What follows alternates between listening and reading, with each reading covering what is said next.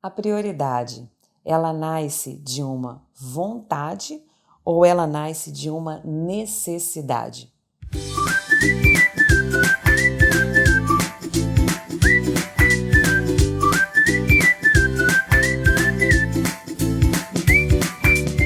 Queridos, nós estamos mais uma vez aqui, dando continuidade ao vídeo da semana passada. Nós estaremos continuando a falar sobre o tema de prioridade. E eu faço essa pergunta para você. Você já parou para pensar nisso? A prioridade, ela nasce de uma vontade ou ela nasce de uma necessidade?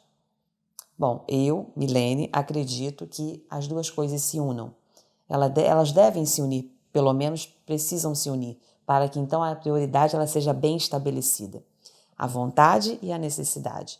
Então, quando nós entregamos ao Senhor a nossa prioridade, quando nós damos ao Senhor a prioridade sobre todas as coisas, nós estamos unindo uma vontade que temos de agradar ao Senhor, de bendizer ao Senhor, de entregar a Ele o nosso melhor, de declarar, de dizer para Ele com as nossas atitudes que Ele está em primeiro lugar sempre, unindo as nossas necessidades. Senhor, eu tenho necessidade de viver diante do Senhor, eu tenho necessidade de buscar a Tua face, eu tenho necessidade de viver diante do Senhor, eu tenho necessidade dessa comunhão. Então, essa vontade em agradar com a minha necessidade, ela vai estabelecer a minha prioridade. E daí, essas duas palavrinhas, elas começam a formular o meu pensamento. E o meu pensamento vai gerar a minha decisão. Olha aqui, a gente precisa estabelecer bem essas metas para que, ao buscar ao Senhor, ao entender isso, ao levar isso para o campo do nosso entendimento, a nossa prioridade esteja bem estabelecida. Eu vou colocar aqui um exemplo para você entender bem. O amor ao dinheiro. O amor ao dinheiro. Muitas pessoas têm o amor ao dinheiro. Às vezes as pessoas falam assim, não, eu não amo dinheiro. Mas se a pessoa perder ali por alguma razão um bem, se a pessoa perder ali uma jogada financeira, aquilo afeta a pessoa de uma tal forma que ela se desestrutura, ela se desestabelece e aquilo ali traz até consequências no seu próprio corpo. Veja que eu estou falando isso no extremo, ok? Eu não estou falando que você tem que ficar alegre porque você perdeu um bem ou porque você perdeu dinheiro. Não é isso. Ninguém quer isso, não é verdade? Porque, afinal de contas, o nosso dinheiro ele advém do suor do nosso trabalho. Ninguém quer perder dinheiro. Mas a verdade é que a palavra de Deus diz que o amor ao dinheiro é a raiz de todos os males. Quando nós colocamos o amor ao dinheiro, o amor ao buscar ter e cada vez mais, nós começamos a atrapalhar as nossas prioridades. E aí entra naquilo que nós estávamos falando. A necessidade se confunde com a vontade, a decisão sai completamente errada e nós não conseguimos formular o nosso pensamento, ficamos confusos e as mazelas da alma começam a se instalar. Eu não sei se vocês já viram aquelas pessoas que quanto mais tem, mais quer. Pois é, a gente encontra muito pessoas assim ao longo da caminhada, não é verdade? E às vezes quando a gente se percebe, a gente já entrou, né, na roda viva da vida em relação a isso. Eu, Milene, nunca trabalhei fora, nunca tive a oportunidade de trabalhar por uma diversidade de coisas na minha vida que não convém aqui agora falar. Mas eu sei que já vi pessoas assim, que quanto mais a pessoa tinha no seu trabalho, aquilo ali tinha uma hora que começava a não ficar mais suficiente. E a pessoa tinha que ter mais, e ter mais, e ter mais. Às vezes, muito bem empregado, trabalhando numa área federal, trabalhando com um emprego que desse estabilidade, mas a pessoa começa a vislumbrar cada vez mais e mais e mais e mais, e aquele posto que ela chega, que antes era algo tão almejado, passa a ser desconsiderado.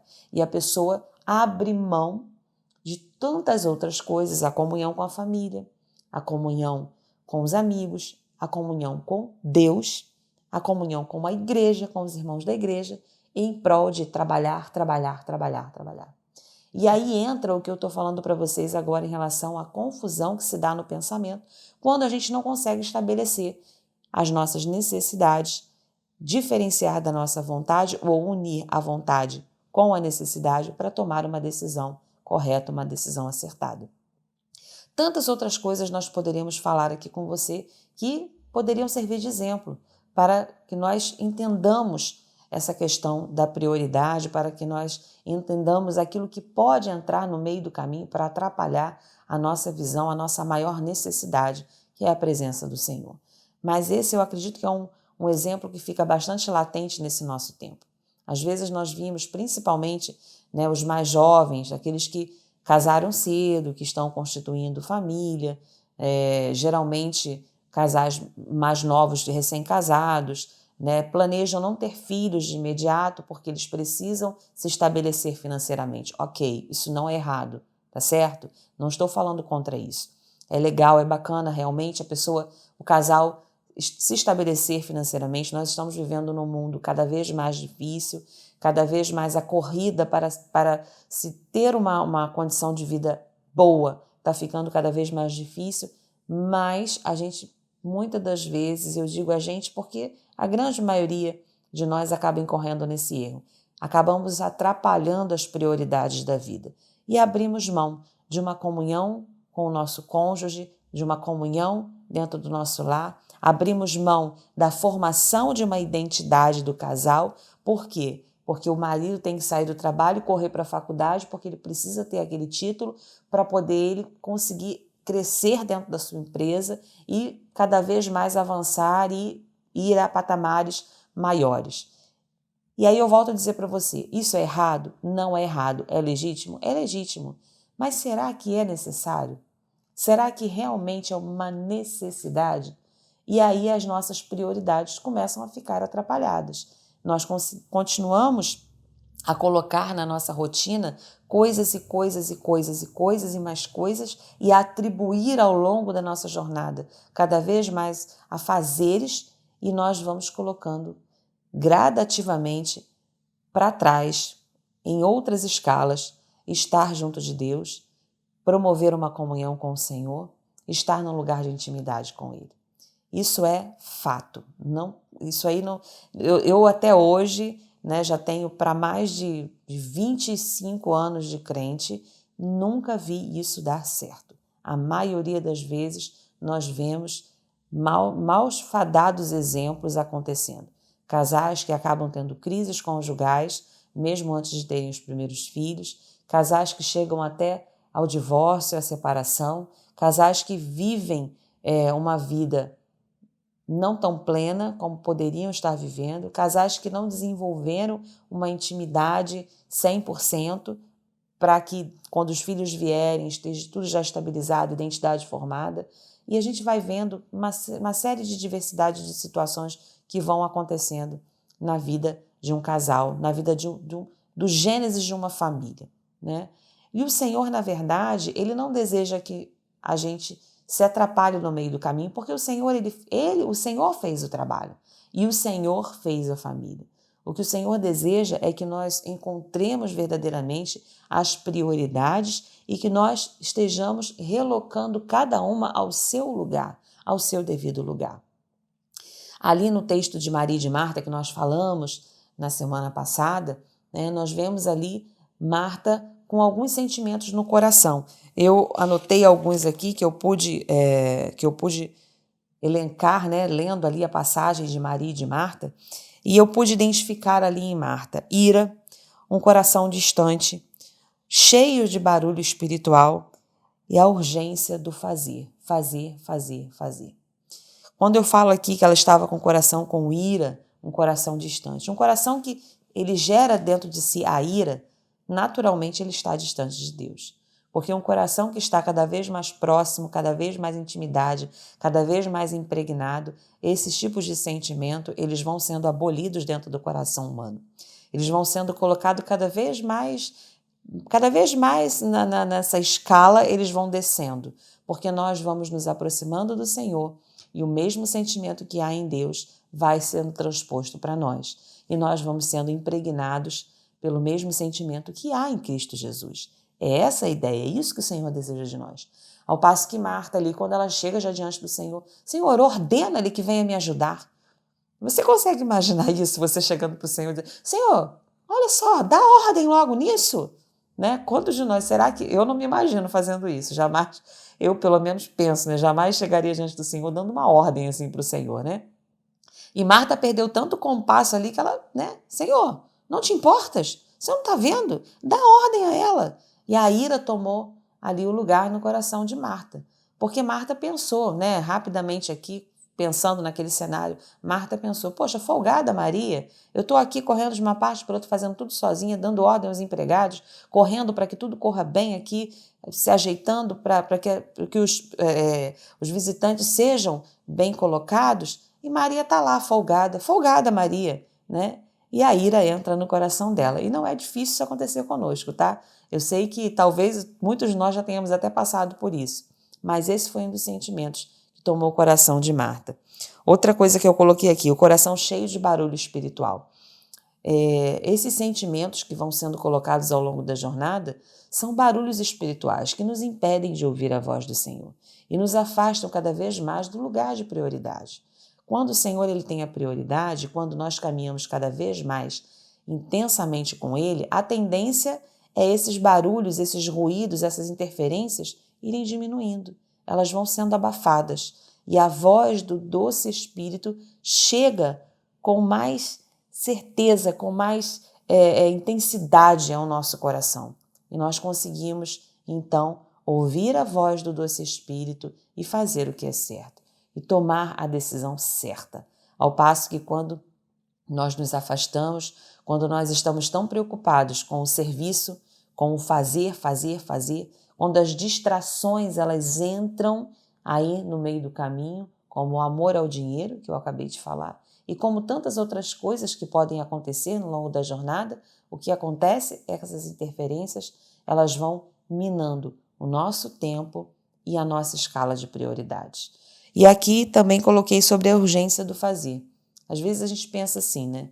Mais importante do que eu estar na igreja adorando, mais importante do que eu estar na intimidade com o Senhor, mais importante do que eu buscar a face de Deus, mais importante do que eu tê-lo como meu amigo, como meu fiel companheiro, como aquele que vai me direcionar, me orientar, como aquele que vai me conduzir, mais importante é eu estar lá na igreja. Mais importante é eu me mostrar presente. Mais importante é eu estar o tempo todo ali, solícito, né, para quem for precisar. Mais importante é eu comparecer em todos os cultos. Mais importante é eu estar frequentando, é eu estar ali mostrando que eu estou presente. Gente, eu não estou dizendo que isso é errado, tá? A gente precisa realmente dar assistência à nossa igreja. Quando a gente está lá para se batizar, a gente assina um termo, um pacto, né? De assistência nos cultos, nós devemos estar ali suprindo as audiências do culto para que nós nos reunamos como igreja, como congregação. Isso é importante, mas isso não pode ser a prioridade, ela não pode estar em primeiro lugar do que a sua comunhão com Deus. Aí eu me lembro daquela história daqueles dois irmãos, né, do filho pródigo. O filho pródigo saiu, foi gastar a sua herança e quando ele volta, quando ele retorna, que ele se dá conta de que ele estava comendo bolotas de porco e na casa do pai tinha tudo em fartura, ele volta, não é verdade? Você conhece essa história. Quando ele volta, o pai o encontra no caminho, coloca um anel no dedo, né, troca as suas sandálias e as suas roupas e a sua túnica, né, e manda pegar o melhor dos bezerros e fazer, né, aquele churrascão lá e celebra e se alegra e manda chamar todo mundo. E aí o filho que ficou, aquele que servia, aquele que está trazendo o serviço, que está, né, ali fiel ali no serviço, ele fica indignado. Eu estou aqui, não fui embora, estou aqui contigo e chega logo esse meu irmão que foi viver a vida dissolutamente e você, né, ele falando para o pai, e você faz tudo isso para ele, dá uma festa. Eu estou aqui esse tempo todo, nunca recebi uma festa, nunca você mandou matar um bezerro em meu favor, nunca você fez isso, nunca você fez aquilo por mim. E o Senhor disse para ele ali, né, o Senhor daquela história, o pai disse para o filho, né, você estava comigo aqui todos os dias, você podia usufruir disso todos os dias, quando você quisesse, imediatamente nós faríamos. Mas você não entendeu que o seu filho, que o seu irmão estava perdido e foi achado. Né? O irmão mais velho, o irmão ali que ficou, ele não entendeu isso. Ele entendeu o quê? Que pelo serviço que ele estava prestando ali ao pai dele, que ele deveria ter o reconhecimento. Mas não é isso que essa história nos ensina. Essa história nos ensina que, Podemos estar dentro da casa do Pai, desenvolvendo todos os serviços, mas não vivendo na intimidade da casa do Pai, porque a intimidade, ela advém pela prioridade. Porque aquele que, ainda que ele tenha ido embora, ele reconheceu, ele voltou e deu prioridade ao que devia ter prioridade, que era o relacionamento com o Pai. Ao passo que aquele que ficou, que estava, não reconheceu e entendeu errado, achando que o serviço era a maior prioridade. Queridos, nesse vídeo eu quero que você busque isso diante do Senhor e hoje, de uma forma especial, eu quero fechar esse vídeo, da semana passada com esse agora, fazendo uma oração com você. E eu chamo você a se colocar diante do Senhor nesse sentido, a buscar isso diante do Senhor. Quando Moisés vai diante ali de Faraó e ele fala, a mando de Deus, que libere o povo para o povo ir adorar o Senhor, o que Faraó faz? Faraó vai lá e diz, não, então tá, o povo está tendo tempo, está querendo tempo para adorar, então dobre o serviço, aumente a carga. Não é isso que a gente vê Faraó mandando fazer com o povo de Israel? Hoje não é diferente. Quando você se separa um pouquinho, quando você se volta um pouquinho para adorar, quando você resolve fazer o que é certo, dando prioridade ao Senhor, o que Satanás começa a te tirar? Começa a te roubar? O teu tempo. O que ele começa a fazer? Coloca carga, coloca distração, aumenta a distração, porque aí você e eu, nós, involuntariamente, vamos dando passos para trás no relacionamento com o Senhor e deixamos as prioridades ou a maior prioridade, que é a intimidade com o Senhor, de lado. Então, nesse momento, eu gostaria de chamar você, então, a orar, a falar com o Senhor. Vamos todos colocar o nosso coração na presença dEle. Pedir ao Senhor que realmente nos ministre de uma forma tremenda aquilo que o Senhor tem desejado para nós nesse tempo. O Senhor quer se estabelecer como prioridade para nós, mas nós precisamos entender e identificar a nossa vontade com a nossa necessidade e então tomar a nossa decisão. Que possamos todos nós tomar a decisão acertada. Vamos orar então? Vamos falar com o Senhor. Pai, nós nos colocamos diante de Ti, diante dessa palavra, dessa simples palavra, Senhor. Mas, Senhor, que é tão importante para nós nesses dias de hoje. Num tempo, Senhor, ó Deus, de pandemia, num tempo em que vivemos, Pai, ainda muitos, Senhor, em quarentena, muitos ainda em casa, Senhor, sem voltar, Senhor, à plenitude dos seus trabalhos, as crianças, aqueles que têm crianças em casa, sem ter voltado, Senhor, ainda às escolas, Senhor, e nesse tempo, Senhor, que fomos, Senhor, freados, se assim eu posso dizer, nesse tempo em que tivemos que puxar o freio de mão das nossas vidas, Senhor, que seja um tempo oportuno para que realmente venhamos a organizar as nossas prioridades. Senhor, se temos fugido ao controle das nossas mãos, do controle, Senhor, ó Deus, do que precisa ter importância, do que precisa ser essencial para nós, Deus nos ajuda a ajustar os ponteiros da nossa vida espiritual. Nos ajuda, Senhor, nos fortalece pelo Teu Espírito. Senhor, nos leva ao lugar do encontro. Nos leva, Senhor, ó Deus, à necessidade maior, que ela se una à nossa vontade, à nossa garra, ao nosso desejo de Te procurar, de estar contigo, de ouvir a Tua voz. E que então, Senhor, unânimes, que o nosso pensamento e a nossa decisão seja pelo Teu reino, Senhor, ó Deus, pela Tua justiça, pela Tua palavra, pela comunhão contigo. Tira, Senhor, nessa hora todas as distrações, todos os distratores, tudo aquilo, Senhor, ó Deus, que vem, Senhor, ó Deus querido, minar, Senhor, o nosso entendimento, minar a nossa comunhão. Senhor, tira do nosso coração, tira do nosso pensamento, Senhor, e leva mesmo o nosso pensamento cativo ao Teu senhorio.